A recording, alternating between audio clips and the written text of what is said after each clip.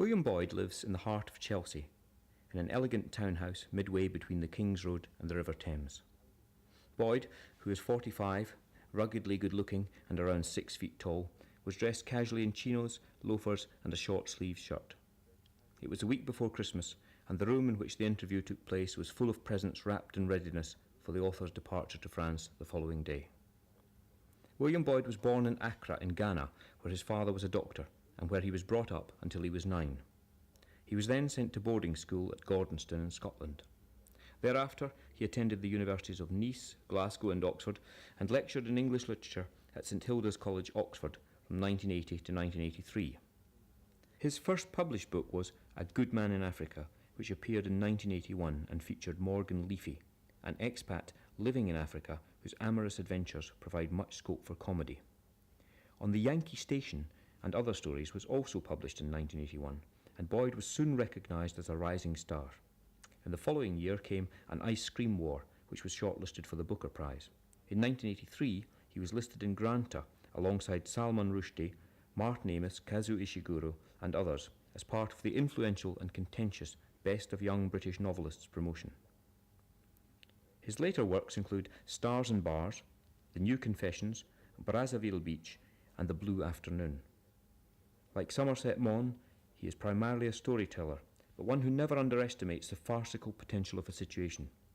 He has dabbled in films and has adapted several of his own novels, as well as Joyce Carey's Mr. Johnson and Mario Vargas Llosa's Aunt Julia and the Scriptwriter. He has also written 2 original screenplays about public school life, Good and Bad at Games and Dutch Girls. He is married without children. His wife Susan, to whom all his books are dedicated, works in magazine publishing.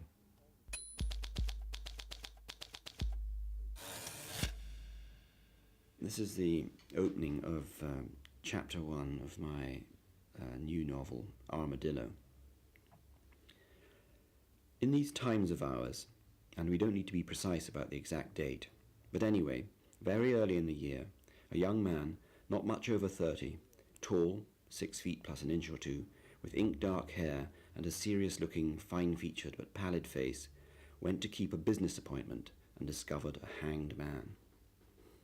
When you do readings in bookshops and the like, does that change your perception of it, or does it make you see things in your work that you might like to tinker with and alter?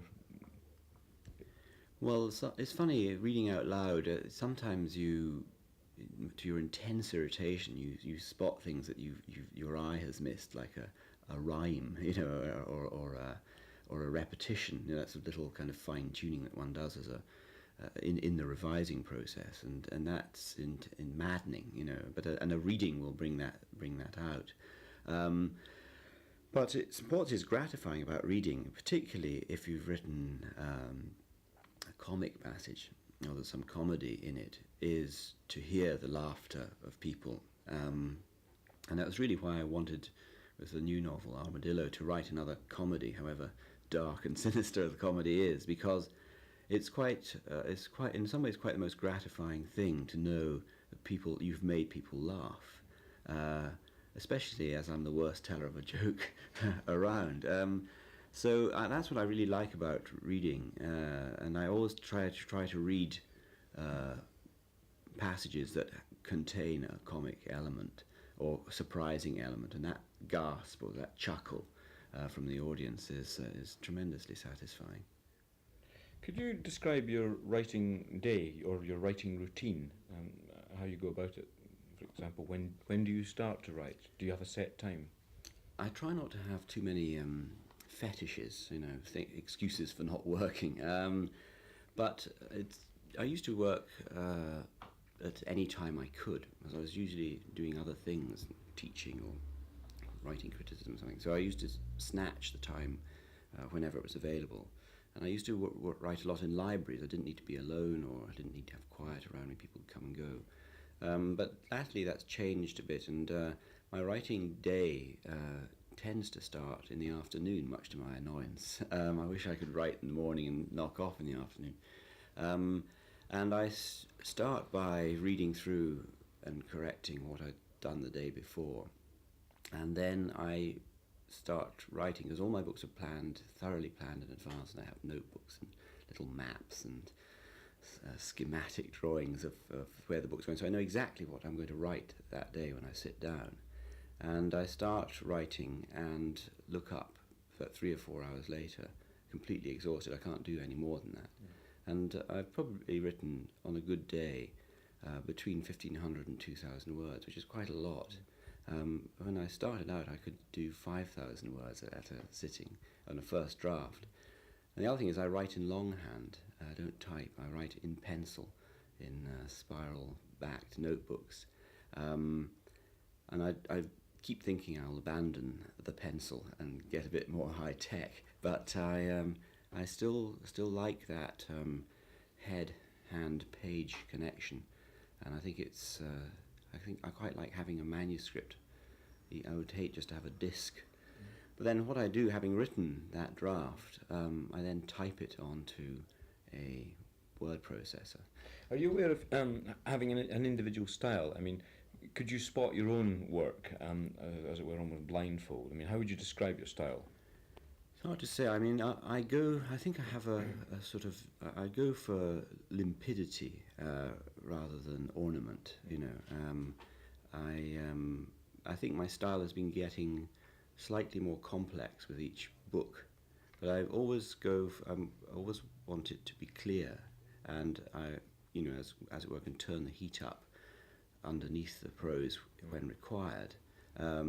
But there's also always a hell of a lot going on in my books, and my prose has to do a lot more than just draw attention to itself. It has to carry character and incident and description and so on. So I think that I could recognize my style, but I think what you would recognize is more about my work is more a wider view. It's the wood, not the trees, if you know what I mean. I think you can recognize certain tropes, certain incidents, certain confrontations that crop up again and again, right? And I think also a certain kind of humor comes through. But the line by line words on the page are, I would say, artful, but I'm trying to disguise their artfulness, if you know what I mean. I mean, what would you think? How would you expect, heaven forbid, your obit to say? What 3 adjectives would describe you? I think that there would be a kind of, well, more than three adjectives. I think there's a kind of dark comedy at the centre of all my books. I think also there is another thing I try very hard to do is to make them as beguiling and as seductive as possible. I want them to, so there's a strong element of narrative and story. And I think also there's a more, how can I put it, moral element. I think there's a kind of humanity that's, I hope, imbues all the books, however disastrous a time I'm giving my characters. When you say that, earlier you said that the books are very planned, and so you know where they're going, I suppose then, maybe wrongly, that you've never experienced writer's block. It's because you know where you're going, you're almost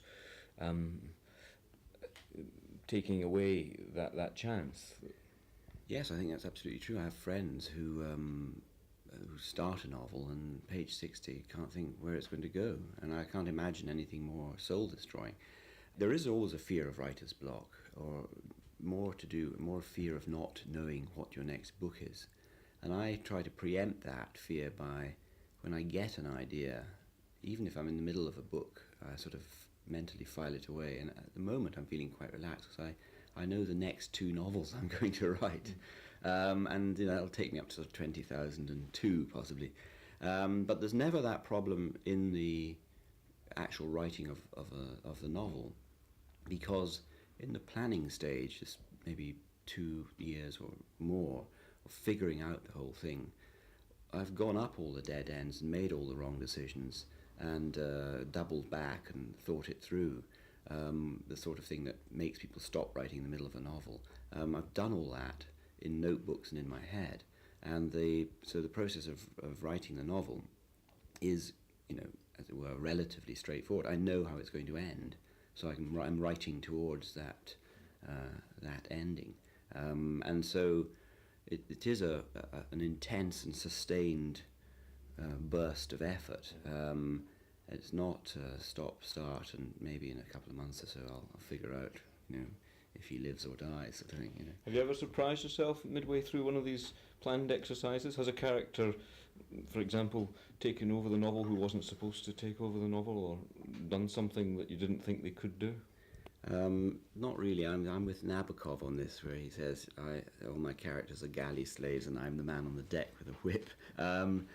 No, what has happened is I've had better ideas in writing books. There's a very simple example in Stars and Bars, and the Nabokov reference prompts the recollection that I was going to do a little inverted Lolita parody homage, that my hero was travelling through America with a nymphette who he utterly detested. And I just thought it would be quite amusing, instead of somebody he adored and lusted after, he was just dying to get rid of the brat. But in fact, as I was writing this, it suddenly struck me that it would be much funnier and much more tormenting if she stayed with him for the rest of the novel. And so she duly does and makes his life hell. And I think it was a much better idea than the original one I had. When it came to me in writing, of course, it had terrible knock-on effects throughout the novel, so the whole plan had to be rearranged. But it's not a rigid structure. It can be changed very easily, but it just gives me that confidence and that relaxation. Every afternoon when I sit down, I'm not in fear and trembling. I know exactly where I'm going to go, and even if I've got, say, a terrible hangover, I can usually manage to scribble a couple of paragraphs because I know what the matter is, and what the matter of the book is. And does the first sentence come to you whole? Do you know when you've got your first sentence ready and you say, right, I'm happy with that sentence now, it can go? Yes, it does. It's very funny. The first sentence of Armadillo sort of sprung, fully formed out of my head. I knew what I wanted to do, and I knew also there's little buried homage to Dickens in there as well. There's a little echo of the beginning of Our Mutual Friend, which is one of my favourite Dickens novels, if not possibly the greatest Dickens novel. And also there's a real, as you say, a real teaser waiting for you as you reach the end of the sentence. No, that came to me, and I wrote it down long before I started writing the book. But I've also written the last paragraph of the book occasionally. I wrote the last paragraph of An Ice Cream War long before I started the book, because I knew exactly what kind of dying fall I wanted at the end, and suddenly I got this image in my head and thought, hang on, that's going to be a fantastic last sentence. So these things do, as the novel is brewing up, over the sort of preliminary period, the period of invention, if you like, certain things will strike you, and down they go in the notebook. Who first reads your book, and do you pay attention to what they say? If, for example, your first reader said, well, I think you're really gone off the rails here, and I think you're going to have to rewrite, reorganise, what would you say to that? Well, I do pay enormous attention to my first reader, who is always my wife, Susan, and it's a vitally important part of the whole, because I actually try to tell her as little as possible of what I'm writing about. She knows vaguely, and it's impossible for her not to know what's going on. But so that when I finish the book, by which time I'm completely stale and can't make any kind of critical judgment at all, I trust my instincts, my hunches, and I think, well, this is working.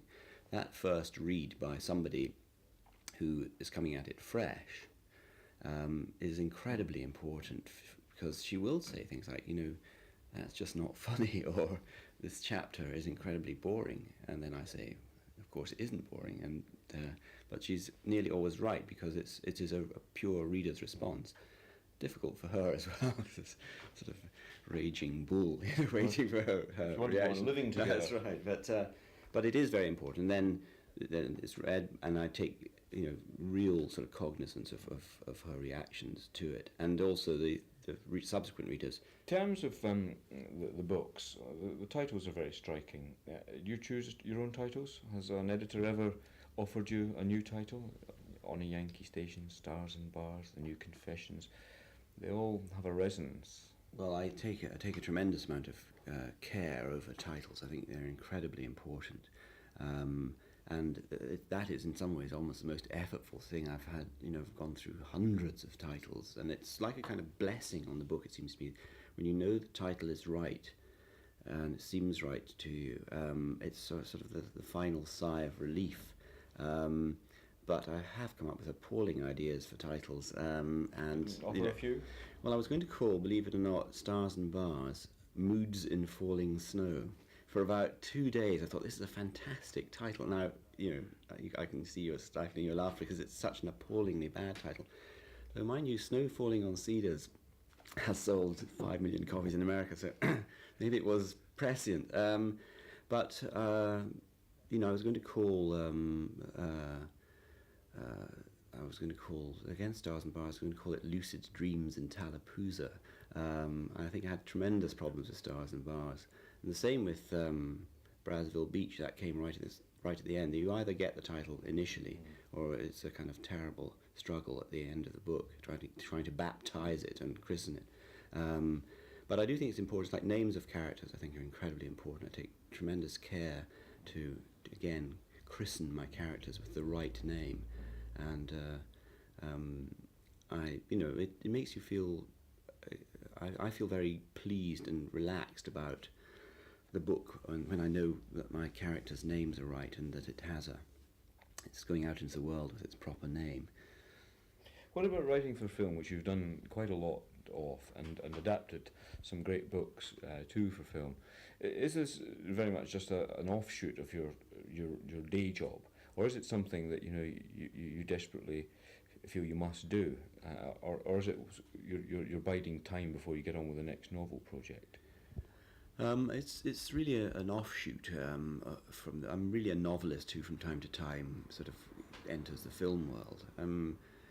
I think most British novelists, we're a very prolific lot. We're always writing something, and so most of us have another job of some kind, whether it's teaching or journalism or writing other types of books or films and for me, I was always loved movies and always wanted to be involved in the world somehow, and I hoped once my novel was published that the door would open for me.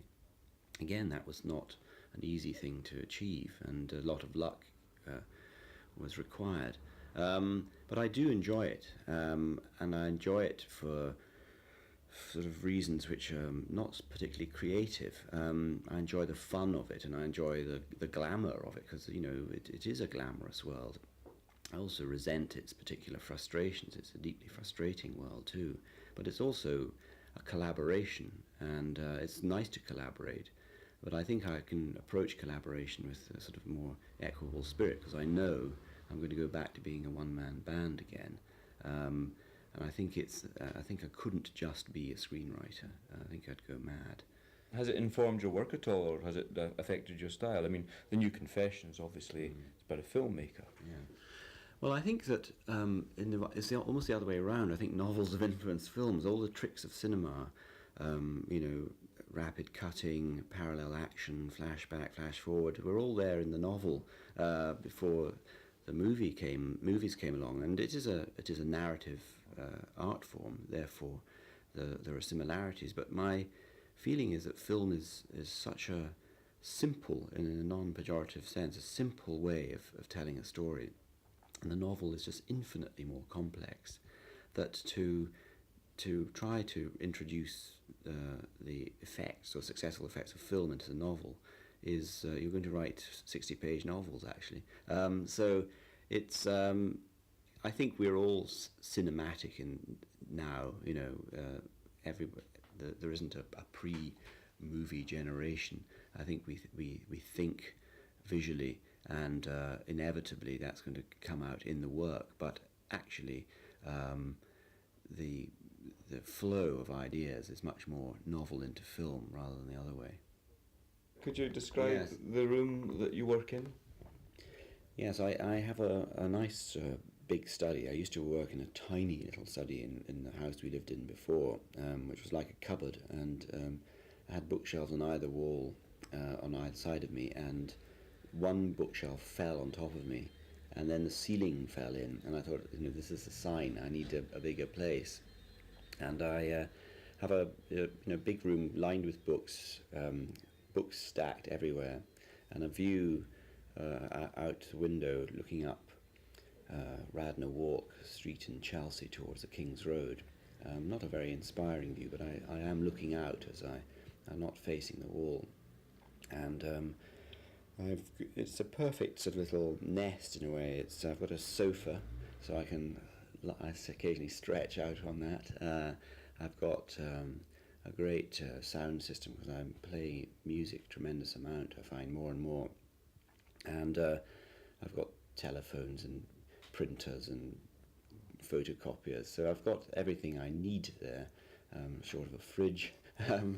And it's the nicest room I've ever worked in. But I also work in libraries. I still go to libraries to work. I go to London Library here in St James's Square, and I go to New York a lot, and about 60 or 80 days a year in New York, and I found a little library in the Upper East Side of Manhattan, which is kind of old-fashioned, but there are rooms at the top of it where you can plug in your laptop or sit and scribble. So I still work in libraries, and I don't mind the coming and going and the doors closing, and I don't mind being interrupted. Actually, I'll answer the door to the plumber and the itinerant seller, and I'll answer the phone as well when I'm working. I don't need to be completely cut off. You don't have any rubric above you, what might you call it, an aphorism or whatever that you look up and gain inspiration from? No, I don't. I am surrounded by memorabilia, if you like. I've framed some of the covers of my books. I have a fantastic full-page ad from the New York Times of a film I wrote, which got the most phenomenal rave reviews and was, of course, a commercial flop. And I have, I've got a fire in my room, which is another nice thing. I forgot to mention that. And on the mantelpiece is piled up photographs and funny things that a picture that my late father painted. He was a great boxer, and I have his boxing cups and medals and bits and pieces. So I'm surrounded by familiar things,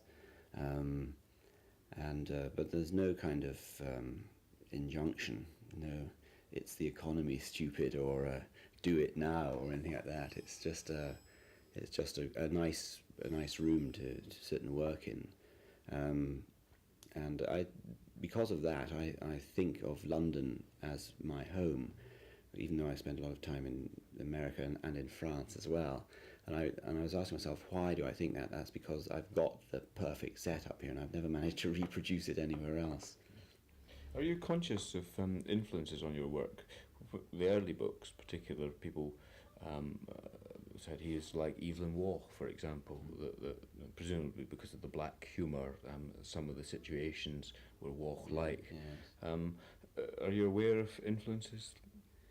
I am aware of them because the books I like obviously reflect my taste and my sense of humour, and so when I write, there will be kind of similarities there, and someone like Evelyn Waugh, for example. What I love about his humour, and which I think is so bold, is its utter ruthlessness, and its utter lack of sentimentality. So in responding to that, I see how successful it is in his books, which I still read. I think they stand up very well. It inevitably shapes, if you like, my humour. But there are lots of writers I admire hugely who, like James Joyce, for example, or Vladimir Nabokov, who write or have written totally different books. I'm not remotely like them. And I've also taught literature for so many years, so I'm steeped in it. But I'm not consciously aware of thinking, I must try to make this a bit more like Joseph Conrad or Scott Fitzgerald, but I'm sure that it all goes into the great soup of the unconscious and comes out somewhere. Just a brief question about literary prizes, which seem to dominate the sort of gossip element of the book chattering world. Do they matter to you at all? Do you need to win the Nobel Prize to feel validated? I think the answer is no, and I think anybody who puts that much importance on a literary prize is very misguided. They are a good thing, prizes, and it's very nice to win them. And I think they're good for the book business, the book trade, and getting coverage of literature and so on. But you shouldn't put too much emphasis on them or what they say about you. They're usually committee decisions anyway, and we all know what committees are like and what compromises have to be made and what animosities and favouritisms and so on go on. Therefore, by definition, prizes are going to be a bit of a botched job. So I think if you've got that sort of attitude to them, you can sort of relax about it. But it doesn't matter. You just look at the history of Nobel Prize winners, for example, to see how many of them no one has ever heard of. Or will ever again. Yes, exactly. So I think it's very nice on the day, but you just get on with the job the following day. And do you expect at the end of your career, you talked about what the next 2 novels are going to be, you'll have a body of work that kind of defines you, that will you realise yourself at the end of that, do you think, that you'll feel satisfied, or do you think you will always think, well, that there is another book to be written, there is still something else I need to say? I think the answer is yes, and I think there's a sense in which, especially the novel, the novel form is such a great form because I think no other art form deals with the human condition so well. The D.H. Lawrence's definition, it's the great book of life, means that it can never be exhausted. And as an individual novelist, you can never think, that's it, I've done 15. I think there's a sense, or I do have a sense of having I've written 7 novels, of being in some sort of mid-period perhaps, which is slightly alarming. A sense of what more can I say, or am I repeating myself? Because you do have, if you're writing realistic novels, as I am, it's your own obsessions and concerns about life keep coming up again and again. Because I invent things, I'm sort of more relaxed about that. But I sort of thinking the other day, I think 10 is a nice round number. Only 3 more to go, but it's more a sense of your own aging process that's dictating that, rather than some sort of artistic perception that 10 books on the shelf is sufficient. I think you just you do, the thing about being a novelist, you do sort of write till you drop in a way, and I suspect that's what I'll be doing. Thank you very much. Thank you.